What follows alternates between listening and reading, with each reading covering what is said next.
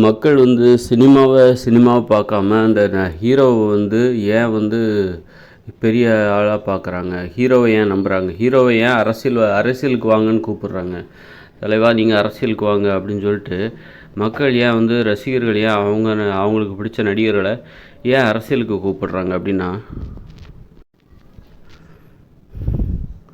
ஹீரோக்கள் வந்து என்ன பண்ணுறாங்கன்னா திரைப்படத்தில் வந்து குற்றவாளிகளுக்கு உடனடியாக தண்டனை கொடுத்துட்றாரு. ஒரு கொலை குற்றமாக உடனே ஹீரோ வந்து என்ன பண்ணுறாரு, கொலை குற்றம் செய்தவர்களை உடனே தண்டிச்சிடுறாரு, கொன்றுறாரு. ஒரு ஒரு கற்பழிப்பு, ஒரு வில்லன் வந்து ஒரு பொண்ணை கற்பழிச்சிட்டான், உடனே வந்து ஹீரோ என்ன பண்ணுறாரு, உடனே தண்டனை கொடுத்துட்றாரு. அப்போ இது வந்து மக்களுக்கு ரொம்ப பிடிச்சிருக்கு. தண்டனை வந்து இப்படி உடனே கொடுக்கணும். அப்போ சட்டம் வந்து அதை கொடுக்கறதில்ல. அதனால் ஹீரோ வந்து என்ன பண்ணுறாரு, திரைப்படங்களில் அது மாதிரி காமிக்கிறாங்க. சட்டம் வந்து உடனே தண்டனை கொடுக்கறதில்ல, ஹீரோ வந்து உடனே தண்டனை கொடுக்குறாரு, குற்றம் செய்தவர்களை உடனே தண்டிக்கிறாரு. அப்படிங்கிறதுனால மக்களுக்கு வந்து இந்த ஹீரோ வந்து அரசியலுக்கு வந்தால் நல்லாயிருக்கும், அவர் வந்து இங்கே குற்றங்களுக்கு உடனடியாக தண்டனை கொடுப்பாரு அப்படின்னு மக்கள் என்ன பண்ணுறாங்க, இந்த ஹீரோ மேலே நம்பிக்கை வைக்கிறாங்க. இதுதான் வந்து இந்த ஹீரோக்கள் அரசியல் வரணும் அப்படிங்கிறதுக்கு அதான் காரணமாக இருக்குது. சட்டத்தின் மீது மக்களுக்கு நம்பிக்கை இல்லை. சட்டம் வந்து உடனே தண்டனை கொடுக்கறதில்ல. ஒரு குற்றம் நடந்தால் கிட்டத்தட்ட 4-5 வருஷத்துக்கு மேலே ஆகுது தண்டனை கொடுப்பதற்கு. 4-5 வருஷம், 10 வருஷம் கூட ஆகுது, 20 வருஷமாக கூட சில வழக்குகள் விசாரிக்கப்படாமல் இருக்குது. அப்போ வந்து சட்டத்தின் மீது மக்களுக்கு நம்பிக்கை இல்லையா, ரொம்ப கோபமாக இருக்குது, ரொம்ப ஒரு ஆதங்கமாக இருக்குது, ஒரு மக்கள் இயலாமையில் இருக்காங்க. அப்படி இருக்கும்போது இந்த ஹீரோக்கள் தங்கள் சினிமாவில் வந்து குற்றம் செய்தவர்களை உடனே தண்டிக்கிறார், வில்லனை வந்து உடனே தண்டிக்கிறாரு, கொன்னுடுறாரு. ஒரு கொலை குற்றம் செய்த ஒரு வில்லனை வந்து உடனே தண்டித்து கொன்னுடுறாரு. இது மக்களுக்கு ரொம்ப பிடிச்சிருக்கு. ஒருவேளை சட்டம் வந்து உடனே தண்டிக்குது, ஒரு குற்றம் செய்தவர்களை விசாரித்து உடனே தண்டனை கொடுக்குது, ஒரு மாதத்தில் ஓரிரு மாதங்களில் ஒரு குற்றம் நிரூபிக்கப்பட்டு தண்டனை கொடுக்கப்படுகிறது, அதில் எந்த தடையுமே இல்லை, இங்கே குற்றவாளிகளை பாதுகாக்க யாரும் வந்து அரசியல் பலத்தை பயன்படுத்துறதில்ல, சட்டம் வந்து சரியாக செயல்படுகிறது, சட்டத்தின் மீது மக்களுக்கு வந்து ஒரு திருப்தி இருக்குன்னு வச்சுக்கோங்களேன். அப்போ வந்து இந்த மாதிரி நடிகர்கள் மீது மக்களை நம்ப மாட்டாங்க.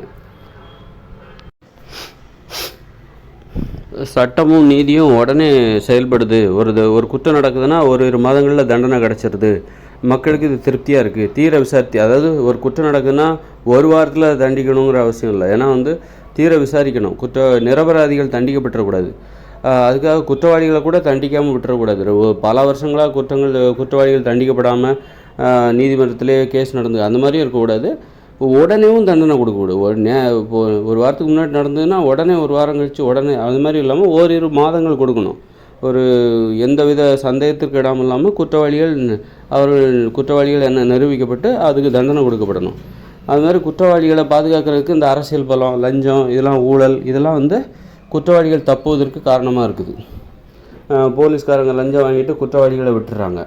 அதனால் குற்றவாளிகள் வந்து தைரியமாக இருக்காங்க, பணம் இருந்தால் போதும் எவ்வளோ குற்றங்களை வேணாலும் செய்யலாம் அப்படிங்கிற மாதிரி இருக்குது. அப்படிலாம் இல்லாமல் இங்கே நேர்மையாக இருக்காங்க, மக்கள் அமைதியாக வாழ்கிறார்கள், நேர்மையாக இருக்காங்க, இங்கே குற்றங்களே நடப்பதில்லை, குற்றங்கள் நடந்தாலும் உடனே தண்டனை கிடச்சிருது, எந்த வித தலையீடு இல்லாமல் உடனே தண்டனை கிடச்சிருது, ஓரிரு மாதங்களில் அதற்கு ஏற்ற தண்டனை கிடைத்து விடுகிறது. அப்படின்னா அப்படி ஒரு நிலைமை இங்கே இருந்ததுன்னா சட்டத்தின் மீது, இந்த நீதியின் மீது, இந்த ஆட்சி அதிகாரத்தின் மீது மக்களுக்கு ஒரு முழுமையான நம்பிக்கை இருக்கும். அப்படிப்பட்ட சூழ்நிலையில் ஒரு திரைப்படத்தில் ஒரு ஹீரோ வந்து குற்றவாளிக்கு தண்டனை கொடுக்குறாரு, உடனே குற்றம் செய்தவர்களை உடனே சுட்டுக் கொள்கிறாருன்னா மக்கள் அதை ஏற்றுக்க மாட்டாங்க.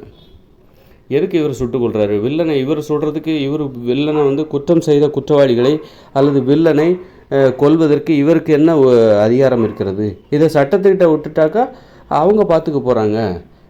ஏன் வந்து ஹீரோ வந்து கொலை செய்கிறார், குற்றவாளிகளை ஏன் அவர் தண்டிக்கிறார், சட்டத்தை ஏன் கையில் எடுக்கிறார் அப்படின்னு சொல்லிட்டு மக்கள் வந்து அவங்களுக்கு அந்த கேள்வி உணர்வு ஏற்படும்.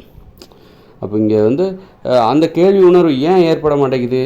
ஒரு ஹீரோ வந்து வில்லனை கொல்றாரு, குற்றவாளிகளை கொல்றாரு அப்படின்னா அதை ஏன் வந்து மக்கள் ஏற்றுக்கிறாங்க? அப்படின்னா சட்டம் செய்யாததை இவர் செய்கிறாரியா, சட்டம் என்றைக்குமே இந்த வேலையை செய்கிறதில்ல, நீதி என்றைக்குமே வந்து இதை செய்வதில்லை, அதை வந்து இந்த மாதிரி ஹீரோ செய்கிறாரு, அதனால் அது வரவேற்கக்கூடிய விஷயம் தானே, அவராது செய்கிறாரு, அப்போ அவர் அரசியலுக்கு வந்தால் நல்லாயிருக்கும், அப்படிப்பட்ட ஒரு ஆள் தான் அரசியலுக்கு வரணும் அப்படின்னு மக்கள் எதிர்பார்க்குறாங்க. ஆக வந்து சட்டமே அந்த வேலையை செஞ்சாச்சுனாக்கா மக்கள் வந்து ஹீரோவை நம்ப மாட்டாங்க, இந்த மாதிரி சினிமா ஹீரோக்களை நம்ப மாட்டாங்க, சினிமா ஹீரோக்கள் அரசியலுக்கு வரணும்னு எதிர்பார்க்க மாட்டாங்க, சினிமாவை மட்டும் பார்த்துட்டு போயிடுவாங்க. அதனால் சினிமா நடிகர்களை ஏன் அரசியல் தலைவர் ஆகணும் அப்படின்னு மக்கள் எதிர்பார்க்குறாங்கன்னா, அரசியல் சரியில்லை, ஆட்சி சரியில்லை, நீதி நீதி நீதி நிர்வாகம் என்பது சரியில்லை, சட்டம் ஒழுங்கு சரியில்லை. திரைப்படத்தில் சட்டம் ஒழுங்கு வந்து இந்த ஹீரோவால், கதாநாயகனால் நிலைநாட்டப்படுகிறது. குற்றவாளிகளுக்கு உடனடியாக தண்டனை வாங்கி கொடுக்கப்படுகிறது. அப்படிப்பட்ட ஒருத்தர் அரசியலுக்கு வந்தால் நல்லாயிருக்கும். மக்களுக்கு ஒரு கோபம் இருக்குது. அப்போ வந்து சினிமா பார்க்கும்போது அவர்களுக்கு கோபம் வந்து இதன் மூலம் கோபத்தின் வடிகாலாக சினிமா மாறுகிறது. அந்த அரசு மீது, ஆட்சி அதிகாரத்தின் மீது, நீதிமன்றத்தின் மீது, சட்டத்தின் மீது, அதாவது குற்றத்திற்கான பாதிக்கப்பட்டவர்களுக்கான நீதி தாமதமாக வழங்குகிற இந்த ஆட்சி அதிகாரம், சட்டம், நீதிமன்றம் இவற்றின் மீது மக்களுக்கு ஒரு கோபம் இருக்குது. அந்த கோபத்தோடு அவங்க சினிமாவை பார்க்குறாங்க. சினிமா பார்க்கும்போது கதாநாயகர்கள் என்ன பண்ணுறாங்க, ஹீரோக்கள்லாம் என்ன பண்ணுறாங்க, குற்றவாளிகளை உடனடியாக தண்டிக்கிறாங்க. ஒரு குற்றம் செய்கிற இடத்துல குற்றவாளிகளை வந்து அந்த கதாநாயகன் அடித்து வீழ்த்துறாரு. ஒரு கொலை குற்றம் செய்த குற்றவாளிகளை உடனே சுட்டு கொன்றாரு அல்லது வெட்டி கொள்கிறாரு. இது மக்களுக்கு ஒரு வடிகாலாக இருக்குது. மக்களுடைய கோபத்திற்கு ஒரு வடிகாலாக அது மாறுகிறது. அதனால் வந்து சினிமாவாக பார்க்க முடியல மக்களால். அதுக்கு காரணம் இந்த ஆட்சி அதிகாரம் சரியில்லை, சட்டம் ஒழுங்கு சரியில்லை, நீதிமன்றம் சரியில்லை. அதனால தான் ஒரு சினிமா ஹீரோக்கள் இதன் மூலம் ஏதாவது தீர்வு கிடைக்காதா? இதே வேலையை அவங்க அரசியலுக்கு வந்தாலும் இதே மாதிரி தான் அவங்க நடந்துப்பாங்க. சினிமாவில் அவங்க எப்படி நடந்துக்கிறாங்களோ உடனடியாக தண்டனை கொடுக்குறாங்க குற்றவாளிகளுக்கு, அதே போல் அரசியலுக்கு வந்தாலும் இவங்க உடனடியாக தண்டனை கொடுப்பாங்க அப்படின்னு மக்கள் அவங்க மேலே நம்பிக்கை வச்சு அவங்கள அரசியலுக்கு வரணும்னு எதிர்பார்க்குறாங்க. இதுதான் காரணமாக இருக்குது. நீதிமன்றத்தில் நீதி தாமதமாக கிடைப்பது மட்டும் கிடையாது, நீதி கிடைக்காமலே போயிடுது. நீதி வந்து பெரும்பாலான குற்றங்களுக்கு கிடைப்பதே கிடையாது. பெரும்பாலான பாதிக்கப்பட்டவங்களுக்கு நீதிமன்றத்தில் நீதியே கிடைக்கிறது இல்லை. தமிழ்நாட்டில், இந்தியாவிலெல்லாம் அந்த அளவுக்கு நீதிமன்றத்தில் வந்து நீதி கிடைக்கும் அப்படிங்கிற நம்பிக்கையே மக்களுக்கு போயிடுச்சு. பணக்காரங்களுக்கு மட்டும்தான் நீதி. அவங்க அதை பணம் கொடுத்து வாங்கிட்டாங்க. எல்லாம் தனி உடைமையாகிவிட்டது. நீதியும் தனி உடைமையாகிவிட்டது. இப்போ எப்படி தனியார் வழக்கறிஞர்கள் ஆகிட்டாங்களோ, அப்போது இப்போ திறமையானவங்கெல்லாம் வந்து ஒரு நல்ல ஒரு வழக்கறிஞர் யாருக்கு சாதகமாக இருப்பார், நிறைய பணம் கொடுக்குறவர் யாரோ அவங்களுக்கு தான் அவர் சாதகமாக இருப்பார். அப்படி நீதியும் தனி உடைமையாகும்போது, சட்டமும் தனி உடைமையாகும்போது நீதிமன்றம் என்பது தனி உடைமையாகி விடுகிறது. ஒரு நல்ல தரமான ஒரு வழக்கறிஞர், நல்ல வாதம் செய்கிற ஒரு வழக்கறிஞர், அவர் வந்து யார் அதிகமாக பணம் கொடுக்குறாங்களோ அவங்களுக்கு சாதகமாக தான் இருப்பார். அப்போது என்ன ஆகுனாக்கா, ஒரு தரமான ஒரு வாதத்தை முன்னிறுத்துகிறவர் அவர் வந்து யாருக்கு சாதகமாக இருப்பார், பணக்காரங்களுக்கு தான் சாதகமாக இருப்பார். அப்போது குற்றம் செய்கிறவர்கள் பணக்காரர்களாக இருக்கும்போது அவர்களுக்கு தான் அவர் சாதகமாக இருப்பார். அவர்களுக்கு அவர் விலை போய் விடுவார். அவரும் பணம் சம்பாதிக்கணும்ல, அவருக்கும் ஸ்கூலில் ஃபீஸ் கட்டணும், அவரும் வந்து ட்ரீட்மெண்ட்டு தனியார் மருத்துவமனையில் மருத்துவம் பார்க்கணும். அவங்க வீட்டில் உள்ளவங்களுக்கு அவரும் வந்து அவங்க பசங்கள்லாம் வந்து ப்ரைவேட் ஸ்கூலில் படிப்பாங்க, ப்ரைவேட் காலேஜில் படிப்பாங்க. அவரும் பெரிய வீடு கட்டணும், அவர் வீட்டில் நிறைய பொருள் வாங்க வேண்டியிருக்கும். இப்படி நிறைய செலவுகள் அவருக்கு இருக்கும்.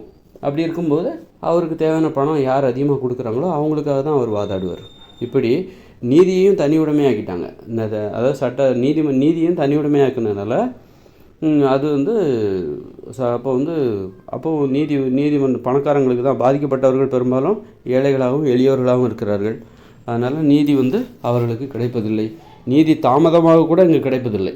பாதிக்கப்பட்டவர்களுக்கான நீதி தற்போதுள்ள இந்தியாவில், தமிழ்நாட்டில் தாமதமாக கூட நீதி கிடைப்பதில்லை. தாமதமாக கிடைக்கிற நீதி அது மறுக்கப்பட்ட நீதிக்கு சமானம் அப்படின்னு சொல்கிறாங்களா, இங்கே தாமதமாக கூட நீதி கிடைப்பதில்லை. நீதியை கொடுக்கக்கூடாதுங்கிறக்காக தான் அவங்க தாமதிக்கிறாங்க. ஏன் தாமதிக்கிறாங்க? நீதியை ஏன் உடனடியாக வழங்குவதில்லை?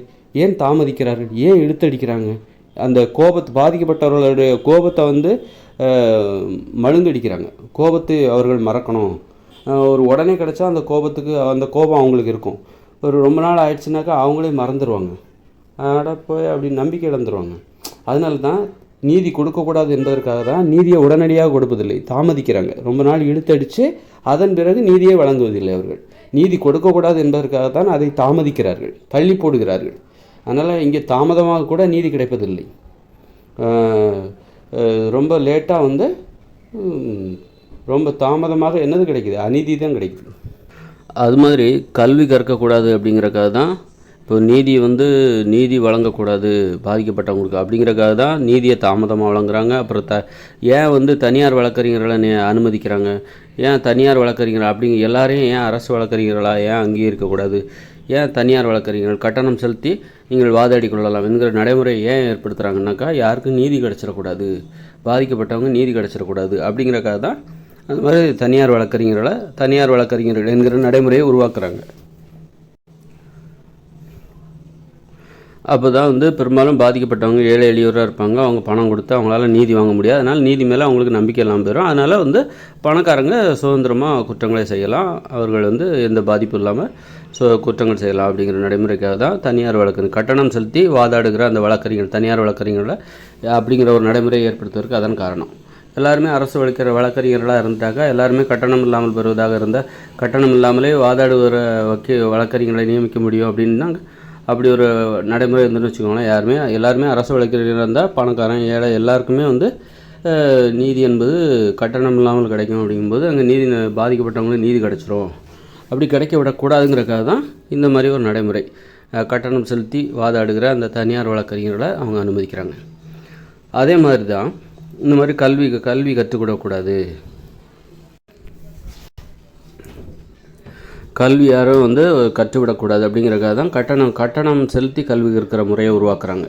அப்போ தான் இந்த மாதிரி ஏழை எளியவர்கள், அந்த மாதிரி ஒடுக்கப்பட்டவர்கள், இப்படி பின்தங்கியவர்கள் அவங்களால தரமான கல்வியை கற்க முடியாது.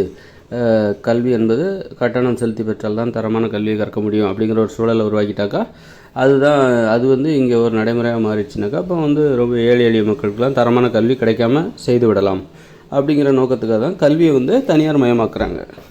யாரும் கல்வி கற்றுவிடக்கூடாது என்பதற்காக. யாரும் விட பாதிக்கப்பட்டவங்க அல்லது ஏழை எளியவர்கள் அவங்களாம் கல்வி கற்றுவிடக்கூடாது என்பதற்காக தான் அந்த மாதிரி தனியார் மயமாக்குறாங்க கல்வியை.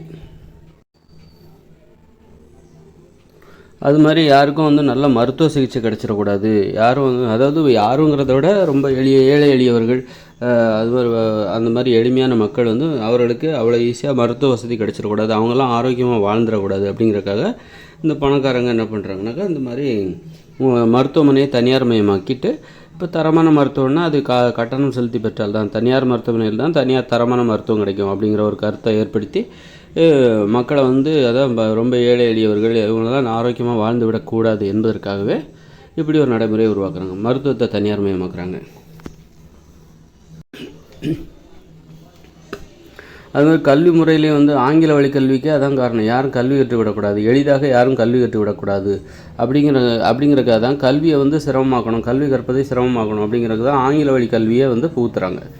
ஆங்கில வழி கல்வியை புகுத்தி அதன் மூலம் அவர்கள் நினைப்பு இங்கே நடைமுறைக்கு வந்துருச்சு. அவங்க என்ன நினச்சாங்க, அந்த கல்வியை மக்கள் அவ்வளோ ஈஸியாக கற்றுக்கக்கூடாது, அந்த மக்களை முட்டாளாக வச்சுருக்கணும் அப்படின்னு அவங்க நினச்சாங்களா. அந்த நினப்பு இங்கே வெற்றிகரமாக வேலை செய்கிறது.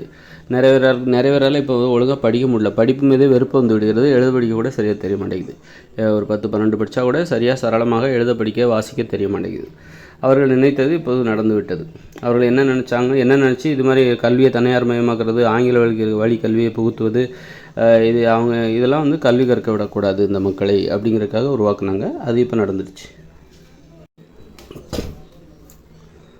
அது மாதிரி பொருளாதாரத்தில் யாரும் உயர்ந்து விடக்கூடாது அப்படிங்கிறதுக்காக தான் நிறைய நேரம் வேலை வாங்குறது, குறைவான சம்பளம் கொடுக்கறது, அந்த மாதிரியான ஒரு நடைமுறை. அது வீட்டிலே பெண்கள் வேலைக்கு போகாமல் வீட்டிலே உட்கார வைக்கணும், அது போன்ற ஒரு கலாச்சாரத்தை உருவாக்கணும் அப்படின்னு அதன் மூலம் இந்த நாட்டு மக்களை பொருளாதாரத்தில் உயர விடாமல் செய்துவிட முடியும், இவர்கள் ஏழைகளாகவே இருக்க வைக்க முடியும், முன்னேறி விடக்கூடாது அப்படின்னு சொல்லிட்டு அவங்க அந்த மாதிரி ஒரு நடைமுறையை ஏற்படுத்துகிறாங்க. இப்படி இந்தியர்களை பார்த்திங்கன்னா அவங்க மற்றவங்க முன்னேறது அவங்களுக்கு பிடிக்காது. ரொம்ப கெட்ட குணம் உடையவர்கள், குறுகிய புத்தி உடையவர்கள் தான் இந்தியர்கள்.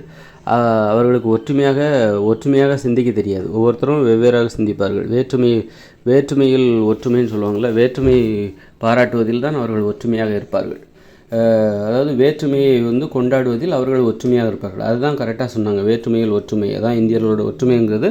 அவங்களோட ஒற்றுமை கிடையாது, வேற்றுமையை தான் அவங்க விரும்புவாங்க. அதில் அவங்க ஒற்றுமையாக இருக்காங்க. அதனால தான் கொஞ்சம் 2-3 லட்சம் ஆங்கிலேயர்களால் ஒரு 30 கோடி இந்தியர்களை எப்படி அடிமைப்படுத்த முடிஞ்சது அப்படின்னா, இங்கே உள்ள மக்கள் 30 கோடி பேர் இருந்தாலும் சரி, இவங்க வேற்றுமையில் ஒற்றுமையாக இருந்தார்கள். வேறுபடுத்துவதில், தங்களை பிறரிடமிருந்து வேறுபடுத்துவதில், ஒற்றுமையாக இல்லாமல் இருப்பதில் இவர்கள் ஒற்றுமையாக இருந்தார்கள். ஒற்றுமையை விரும்பாமல் இருப்பதில், ஒற்றுமையை வெறுப்பதில் இவர்கள் ஒற்றுமையாக இருந்தார்கள். மற்றவங்க யாரும் முன்னேறக்கூடாது அப்படிங்கிற மாதிரியான ஒரு சிந்தனை, கெட்ட குணம் உடையவர்கள் இந்தியர்கள் பெரும்பாலானவங்க. அப்படிங்கிறனால தான் ஆங்கிலேயர்களால் ரொம்ப எளிதாக நம்மளை அடிமைப்படுத்த முடிஞ்சுது. அப்புறம் பார்த்தீங்கன்னா இப்போ ஒரு முதலாளி இருக்கார் அப்படின்னா ஒரு 100 பேர் ஒரு தொழிற்சாலையில் வேலை பார்க்குறாங்க அப்படின்னா 100 பேர் உழைப்பால் அந்த தொழிற்சாலையில் ஒரு லாபம் கிடைக்குது அப்படின்னா அந்த முதலாளி மட்டும் அந்த லாபத்தை எடுத்துகிட்டு போயிடுறாரு. முதலாளிக்கு சம்பளமும் உண்டு, லாபத்தில் பங்கும், லாபம் அனைத்து முதலாளிக்கே சொந்தம். ஆனால் தொழிலாளர்களுக்கு ஒரு சம்பளம் மட்டும்தான். வருஷத்துக்கு ஒரு வாட்டி போனஸை கொடுத்து ஏமாற்றிடுவாங்க. இந்த மாதிரி அப்போ மற்றவங்க முன்னேறக்கூடாது, பொருளாதாரத்தில் எல்லோரும் பின்தங்கியே இருக்கணும். இந்த மாதிரி கெட்ட குணம் வந்து இப்போ மற்ற நாட்டிலலாம் லாபத்தை கொடுக்குறாங்க. இந்தியா சொல்ல பொதுவாக உலகத்தில் இந்த விஷயத்தில் மட்டும் உலகத்தில் எல்லாமே வந்து முதலாளிங்கிற நடைமுறை வந்து இருக்குது. இது எல்லாமே பார்த்தா ரொம்ப மக்கள் வந்து யாரும் வந்து நல்லா இருக்கக்கூடாது அப்படின்ட்டு நினைக்கிறவங்க உலகம் முழுக்குமே இருக்காங்க. இந்தியாவில் மட்டுமல்ல, இந்தியாவில் கொஞ்சம் அதிகமாக இருக்காங்க. உலகம் முழுக்குமே இப்படி இருக்கிறவங்க நிறைய பேர் இருக்காங்க.